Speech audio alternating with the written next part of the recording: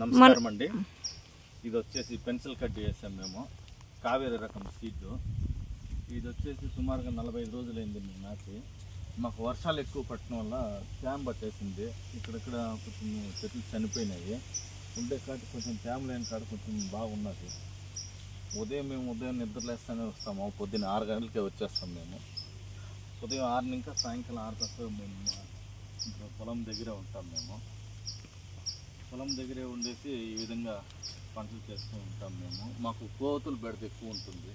ఉదయం మేము నిద్ర లేవకముందే మమ్మల్ని కోతులు నిద్ర లేపుతాయి.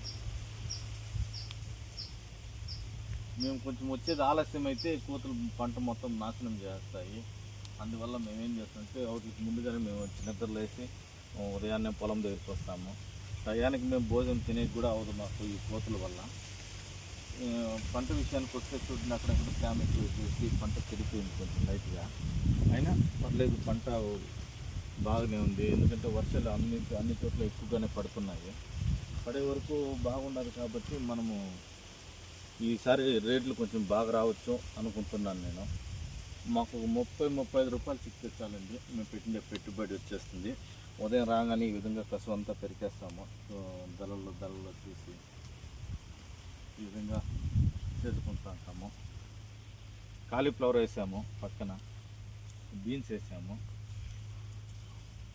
బీన్స్ కాలీఫ్లవర్ వేసుకుంటూ మేము ఉదయం నిద్ర లేగానే 6 గంటలకి వచ్చేస్తాము. చూడండి, ఇక్కడ బాగా వచ్చింది, కొంచెం తేమ పట్టలేదు.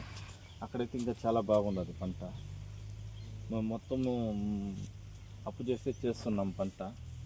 ఎందుకంటే రైతు భరోసా, ఈ భరోసా, ఆ భరోసా అంటారు. ఏం చేసినాను రైతు భరోసా కూడా పెద్దగా డబ్బులు సాగటం లేదు. ఆ భరోసా కూడా చూడండి, పంట అయితే బాగా అమోఘంగా వచ్చింది. ఈ మొన్న 10-15 రోజుల్లో కోతకు రావాలా వస్తుంది. సన్నగా పిండి పూత వస్తూ ఉంది. అక్కడ చూడండి, అప్పుడప్పుడు పూత పిండి కూడా వచ్చాయి.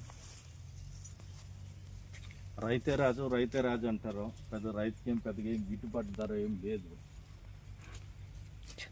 కాబట్టి మనం కూడా చూడండి, ఈ పంట పండించడానికి మేము ఉదయం 6 గంటలకు కష్టపడుతుంటాం.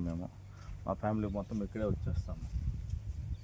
మాకు ఇది తప్ప వేరే జీవనోపాధి ఏం లేదు, వ్యవసాయం తప్ప.